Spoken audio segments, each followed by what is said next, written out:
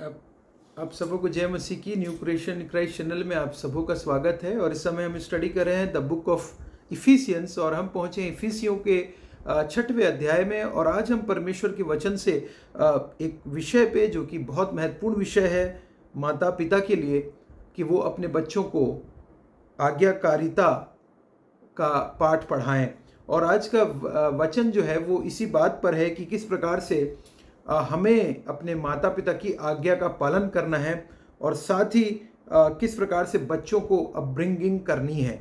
तो मैं पढ़ रहा हूँ 6वां अध्याय। कल हमने देखा था कि कैसे हस्बैंड और वाइफ को किस प्रकार का जीवन जीना है, वो पौलुस ने बताया था इसके पहले 5वें 22 से लेकर 32 में 33 तक में, कि हस्बैंड को प्रेम रखना है अपनी वाइफ से और वाइफ को सबमिट करना है अपने हस्बैंड को, जिस प्रकार से प्रभु यीशु मसीह कलीसिया का सिर है उसी प्रकार से और हम उसकी देख हैं। उसी प्रकार से husband is the head of the family and the wife must submit to husband.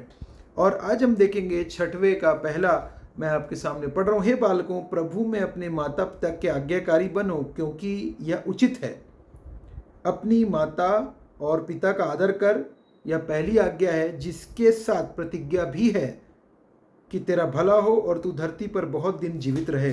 और देखिए, हम लोग बचपन से ये 10 आज्ञाओं को, जो कि पाया जाता है 10 आज्ञाएं अगर आप देखेंगे बाइबल में पाई जाती है।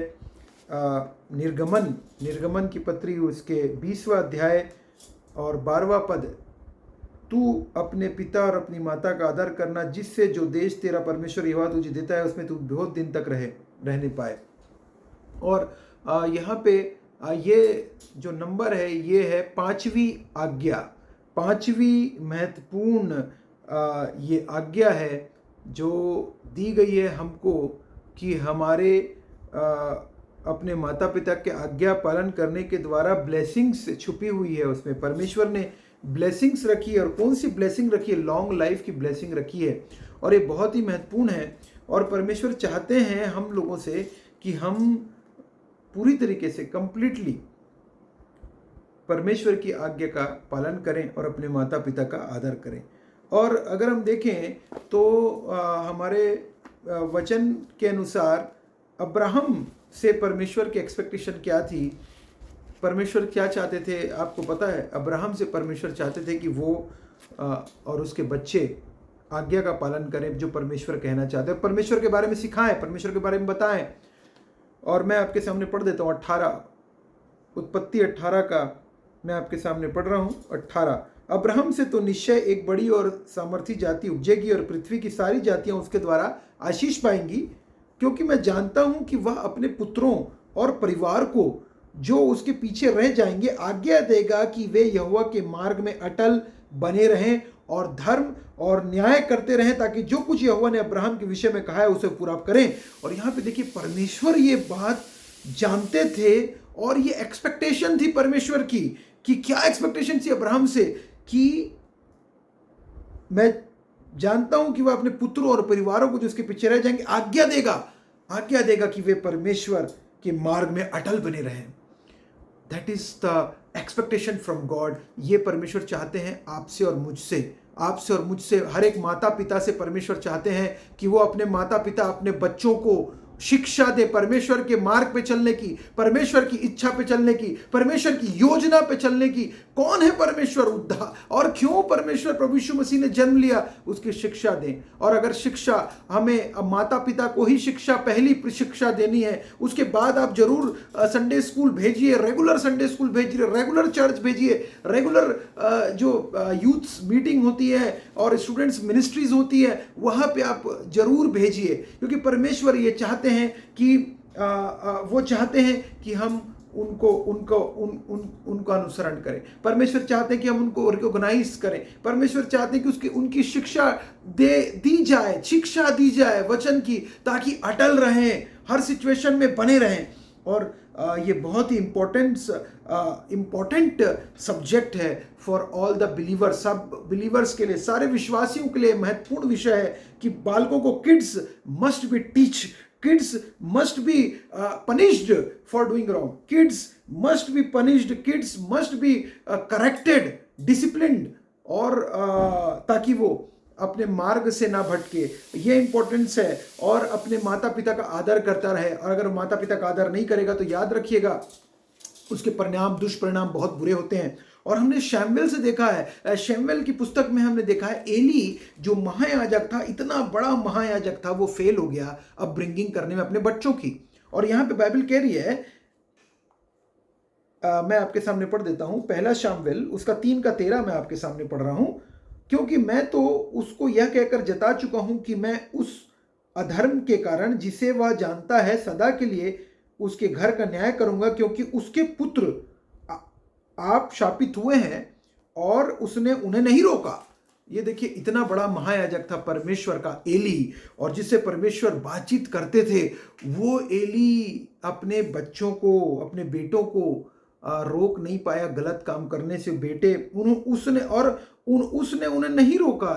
देखिए, परमेश्वर ने एली को दोष दे दिया, दोषी ठहराया परमेश्वर ने एली को अब उसके बेटों के लिए, कि उन्होंने नहीं रोका, रोक नहीं किया, उसने करेक्ट नहीं किया, समय रहते अपने बेटे को उसने डिसिप्लिन नहीं किया, करेक्ट नहीं किया, और जिसके कारण परमेश्वर ने उसके परिवार से छीन ली प्रीस्टहुड की पोजीशन। और किसको दी? सैमुएल को दी। सैमुएल को परमेश्वर ने चुना, और सैमुएल जो था वो किस प्रकार से उसने फिर राजा चुना इजरायलियों के डिमांड पर, और हम सब जानते हैं। और दूसरा जो बहुत बड़ा एग्जाम्पल है रॉन्ग ब्रिंगिंग का, वो दाऊद का ही एग्जाम्पल है, जो कि परमेश्वर का हम बोलते हैं ना, दाऊद के लिए वचन कहता है कि man after God's own heart, परमेश्वर के हृदय का एक प्रकार से टुकड़ा दाऊद को कहा गया। वो दाऊद भी फेल हो गया अब ब्रिंगिंग करने में अपने बेटों की।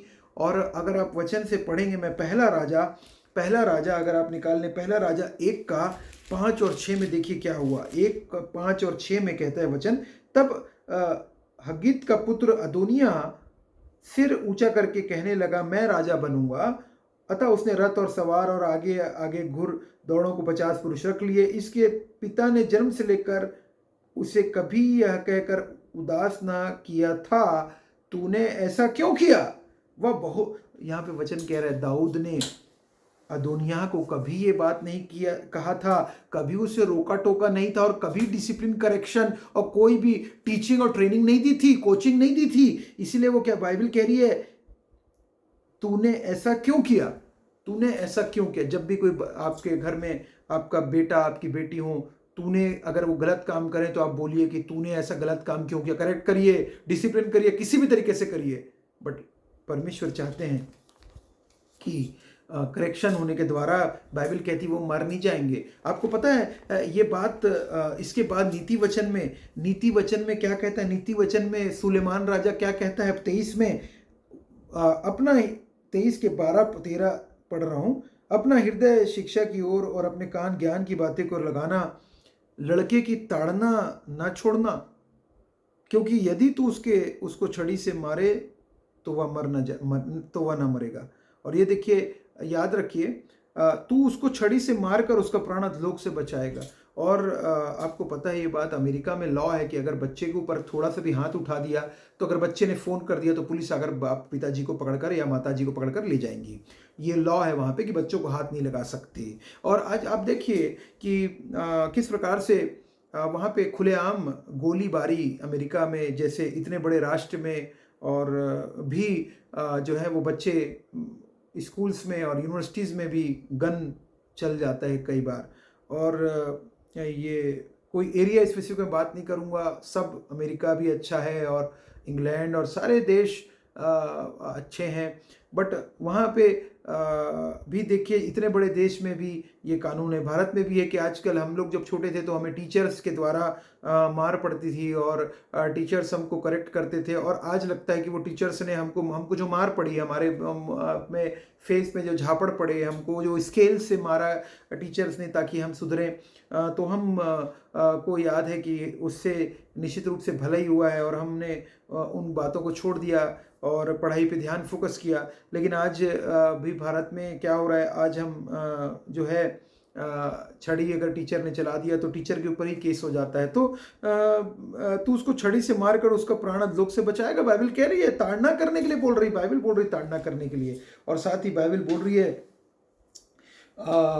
यहाँ पे इम्पोर्टेंट महत्वपूर्ण बात की डिसोबीडियंट जो डिसोबीडियंट अगर पेरेंट्स का होता है, डिसोबीडियंस टू पेरेंट एक बड़ा क्राइम है। एक डिसोबीडियंस नहीं करना है बच्चों को अपने माता पिता का, और किसी प्रकार से भी because their things will go well for you, क्योंकि अगर लॉन्ग लाइफ देखना चाहते हैं, परमेश्वर के राज्य के लिए, ग्लोरी के लिए कुछ करना चाहते हैं, हमें बचना होगा। और प्रभु यीशु मसीह ने भी कहा ना, प्रभु यीशु मसीह ने क्या कहा? छोटे छोटे बालकों को मेरे पास आने दो। अगर मरकुस 10 में 14 में कहता है, 15 में, बालकों को मेरे पास आने दो और उन्हें मना ना करो, क्योंकि परमेश्वर का राज ऐसे हुई का है। और प्रभु यीशु मसीह ने भी बच्चों को, बालकों को अपने पास बुलाया और बोला स्वर्ग का राज ऐसो ही का है। और अगर हम लोग इस वचन के द्वारा अगर हम वचन देखें, वचन हम देखेंगे तो रोमियो में भी वचन बार बार बोलता है। पहला तिमोथी 3:4 में भी वचन बोलता है। पहला तिमोथी 3:4 में आपके सामने पढ़ा था, अपने घर का अच्छा प्रबंध करता हो और अपने बाल बच्चों को सारी गंभीरता से अधीन रखता हो। और जो अध्यक्ष है उसके विषय में ये बात बोली जा रही है, बाइबल बोल रही है कि बच्चों की सारी गंभीरता से अधीन रखता हो, सबमिसिव वो बच्चों को सबमिशन में रखता हो। इसलिए हम बच्चों को ज़्यादा जब वो गलत काम करें तो ज़रूर उनको करेक्ट करें, डिसिप्लिन करें, क्योंकि परमेश्वर उसका हिसाब हमसे लेंगे। और वचन कहता है कि जब उठते बैठते सोते चलते, बाइबल कह रही है कि उसको, अगर आप ड्यूट्रोनोमी में देखेंगे, व्यवस्था विवरण में अगर आप देखेंगे, व्यवस्था विवरण में कह रहा है, वचन कह रहा है व्यवस्था विवरण के 6वां अध्याय को हम देखते हैं। और जो ये आज्ञाएं जो मैं आज उसको सुनाता हूँ वे तेरे मन में बनी रहे, और तूने अपने बाल बच्चों को समझाकर सिखाया करना, और घर में बैठे, मार्ग में चलते, लेटते उठते इनकी चर्चा किया करना, और इन्हें अपने हाथ पर चिन्ह के रूप में बांधना, और ये तेरी आंखों के बीच टीके का काम दे, और इन्हें अपने घर के चौखट की बाजुओं पर और अपने फाटकों पर लिखना। और यहाँ पे परमेश्वर का महा आज्ञा जो दिया था परमेश्वर ने, उनको बोल रहे हैं कि व्यवस्था विवरण 6 के 4, 5, 6, 7 में 8, 9 तक में कि किस प्रकार से अपने बच्चों को सिखाने के लिए बोल रहे हैं। तू अपने परमेश्वर यहोवा से अपने सारे मन, अपने सारे जीव और अपनी सारी शक्ति के साथ प्रेम रखना। और ये बात परमेश्वर चाहते हैं कि सिखाने के लिए, उठते बैठते चलते बातचीत करने के लिए करिए, बातचीत, वचन की बातचीत करिए, ट्रेनिंग दीजिए, उनको ट्रेन करिए, कोच करिए बच्चों को, ताकि वो परमेश्वर के राज्य के लिए, ग्लोरी के लिए एक यूजफुल इंस्ट्रूमेंट बन सके, एक गवाही का जीवन वो जी सके, एक लाइट ऑफ द वर्ल्ड बन सके। प्रभु यीशु मसीह के हम लोग जगत की ज्योति बनने के लिए परमेश्वर ने चुना है।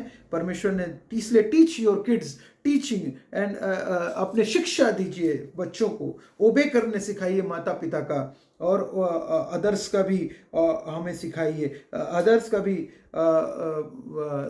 रिस्पेक्ट करना हमें सिखाना है। धर्म और न्याय करते रहें, राइट और जस्ट, ताकि बने रहें। और ये परमेश्वर की विल है, परमेश्वर की विल है बच्चों के लिए कि वो अपने माता पिता का आदर करें। और यहाँ पे मैं वापस आता हूँ, वापस जल्दी से इसको हम लोग ख़त्म करेंगे। और इफिसियों उसकी बात कहता है कि तेरा भला हे बच्चे वालों, अपने बच्चों को रिस ना दिलाओ, परंतु प्रभु की शिक्षा और चेतावनी देते हुए उनका पालन पोषण करो। और परमेश्वर चाहते हैं कि हम उनको रिस न दिलाएं। कहने का मतलब है हम उन्हें अगर करेक्ट कर रहे हैं सब कुछ, उनको उनसे प्रेम भी करें, उनको बार बार हम स्कोल्ड, बार बार हम उनको